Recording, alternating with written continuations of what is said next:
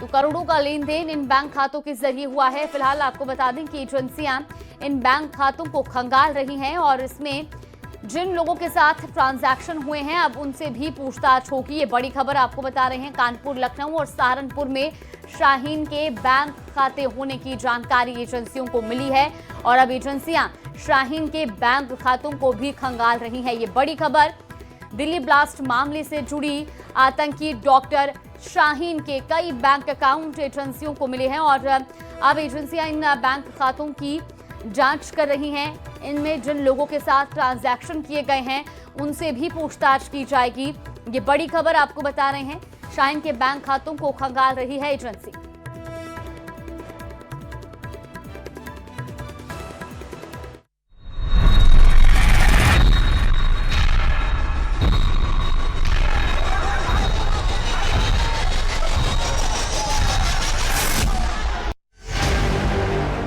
Delhi blast की जैसे जैसे जांच आगे बढ़ रही है वैसे वैसे चौंकाने वाले खुलासे हो रहे हैं।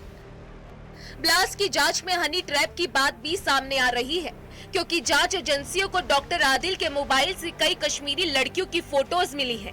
आशंका है कि इन लड़कियों के जरिए सहारनपुर के कुछ डॉक्टर्स और अन्य प्रभावशाली लोगों को हनी ट्रैप किया जाना था। हनी ट्रैप के जरिए ब्लैकमेल कर इनकी मदद से सहारनपुर को आतंकवादियों के लिए सुरक्षित ठिकाना बनाने की साजिश रची जा रही थी। सूत्र बता रहे हैं कि डॉक्टर आदिल देर रात इन लड़कियों से चैटिंग करता था।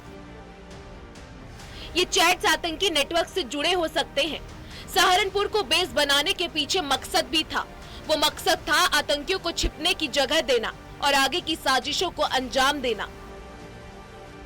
व्हाइट कॉलर टेरर मॉड्यूल की जांच में जुटी एजेंसीज को चौंकाने वाली जानकारियां मिली हैं। सूत्रों की माने तो सहारनपुर से गिरफ्तार डॉक्टर आदिल के मोबाइल से तमाम कश्मीरी लड़कियों की तस्वीरें मिली हैं। ये बात भी सामने आई है कि कुछ एनक्रिप्टेड चैट्स भी डॉक्टर आदिल के मोबाइल से मिली है। अक्सर रात के समय डॉक्टर आदिल लंबी लंबी चैट्स कर रहा था। अब एजेंसियों को आशंका है कि कहीं ऐसा तो नहीं है हनी ट्रैप के जरिए सहारनपुर के तमाम डॉक्टर्स और रसूखदार लोगों को फंसाने की साजिश हो रही थी। लेकिन ये तो सिर्फ एक हिस्सा है। दिल्ली ब्लास्ट में शामिल आतंकियों ने कानपुर से मोबाइल सिम खरीदे थे। कुछ 6 सिम कार्ड कानपुर से लिए गए जबकि नेपाल से second hand mobile phone import किए गए। जांच में पता चला कि ब्लास्ट के लिए 7 मोबाइल और 17 सिम का इस्तेमाल हुआ है। चौंकाने वाली बात यह है कि सभी सिम फर्जी आईडी पर खरीदे गए थे। नई दिल्ली ब्लास्ट का कानपुर कनेक्शन सामने आ गया है। इस पूरे मामले की जांच में जुटी एजेंसीज को अहम सबूत हाथ लगे हैं। ये बात सामने आई है कि आरोपियों ने जो मोबाइल और सिम कार्ड इस्तेमाल किए उनमें से 6 सिम कार्ड कानपुर से खरीदे गए थे।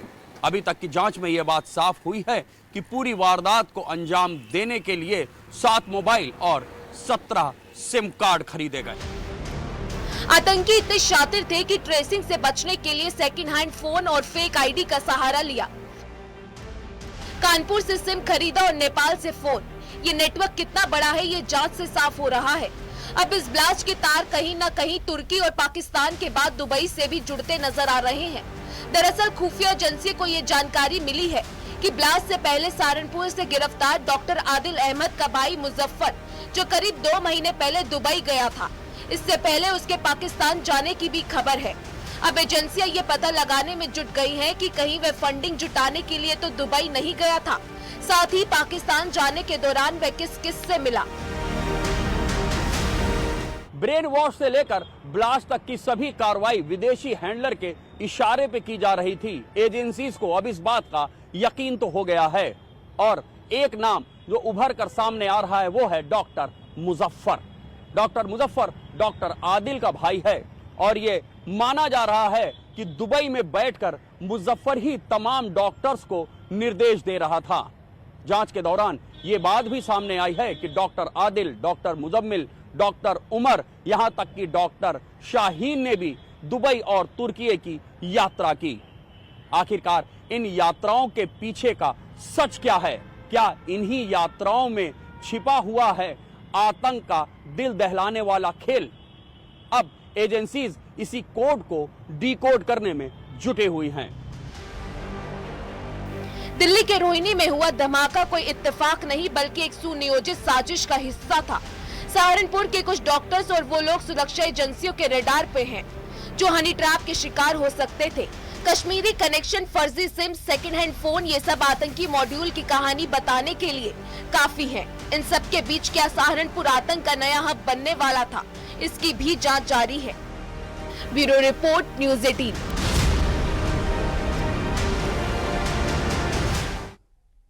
दिल्ली ब्लास्ट को लेकर सियासी संग्राम शुरू हो गया है, जहां बीजेपी नेता शहनवाज हुसैन ने पढ़े लिखे लोगों के आतंकी बनने पर चिंता जताई, तो वही कांग्रेस ने इसे सरकार की नाकामी बताया है। इस रिपोर्ट में देखिए।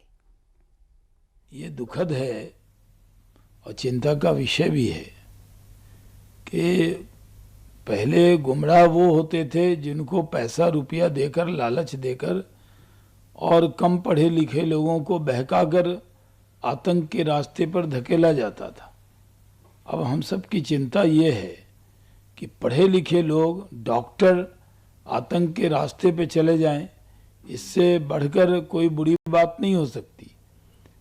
सरकार पूरी तरह सजग है और जो लोग आतंक के रास्ते पे बढ़े हैं उनको कैसे रोका जाए, उन पर कैसे कार्रवाई हो, इसके लिए सरकार कार्रवाई कर रही है। ये बहुत ही निंदनीय भी है और दुर्भाग्यपूर्ण भी है, लेकिन इससे भी ज्यादा चिंताजनक है। कौन से ऐसे हालात हैं, किन लोगों ने इन हालात को पैदा किया है कि आज पढ़े लिखे लोग MBBS, MD आतंक का रास्ता अपना रहे। वो लोग जो अथाह दौलत कमा रहे हैं, जो आराम की जिंदगी बसर कर रहे हैं, जिनको ये मालूम है कि ये खौफ का रास्ता है, खतरनाक रास्ता है, इसमें उनकी जिंदगी जाना करीब करीब तय है, फिर भी वो रास्ता अपना रहे हैं। क्यों? मैं बड़े अदब से अपने प्रधानमंत्री से कहूंगा, प्रधानमंत्री साहब इस पे विचार कीजिए। दिल्ली धमाके की जांच अब देश के सबसे बड़े व्हाइट कॉलर आतंक नेटवर्क की परतें खोली जा रही है। एक बार फिर वही नाम सामने आया है, डॉक्टर शाहीन और उसके साथ जुड़े डॉक्टरों का secret module. UP, Uttarakhand, Delhi, Faridabad और कश्मीर 5 राज्यों में फैली जांच टीमें लगातार छापेमारी कर रही हैं। चैटिंग, कॉल रिकॉर्ड, फरार डॉक्टर और विदेशी लिंक, हर सुराग इस बात की ओर इशारा कर रहा है कि ये सिर्फ धमाका नहीं बल्कि हाईटेक मेडिकल मॉड्यूल से चल रही एक गहरी साजिश का हिस्सा था। ये रिपोर्ट देखिए।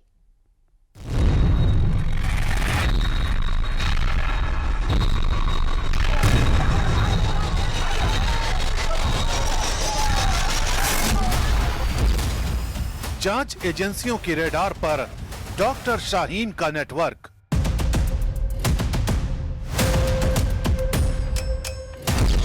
दो 200 से ज्यादा डॉक्टर और स्टूडेंट्स शक के दायरे में।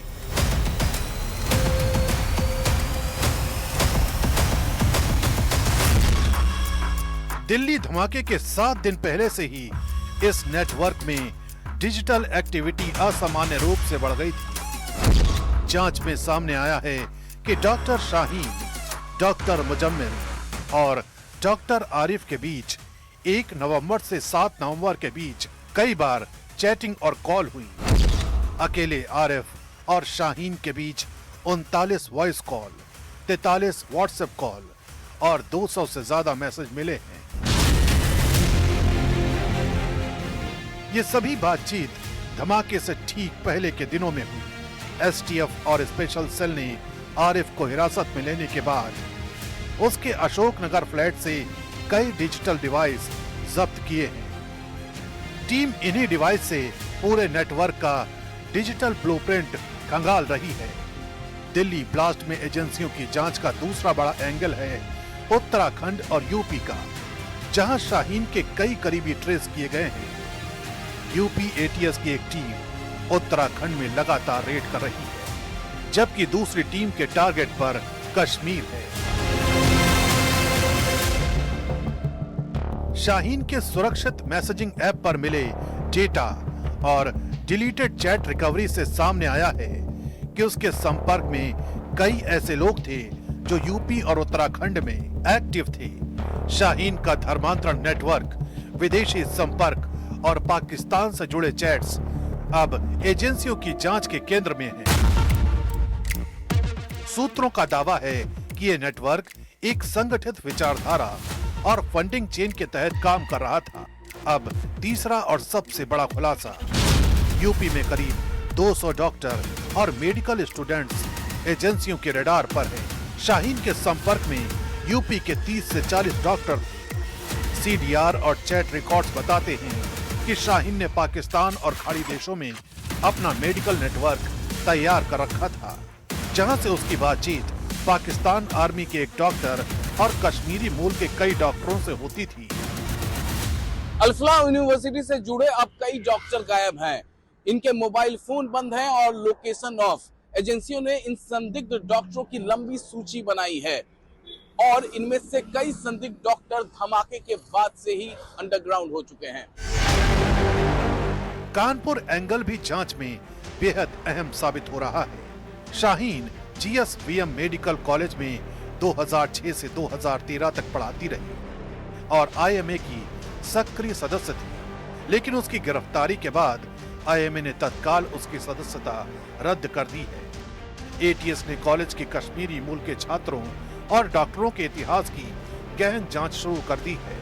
फरीदाबाद मॉड्यूल से जुड़े कई नाम भी इसी नेटवर्क से निकल रहे हैं। जम्मू कश्मीर पुलिस ने कई संदिग्धों की लिस्ट एजेंसियों को भेजी है, जिनमें डॉक्टर परवेज और आरिफ मीर की भूमिका की जांच सबसे संवेदनशील मानी जा रही है। ये पूरा मॉड्यूल अब देशव्यापी जांच के दायरे में आ चुका है।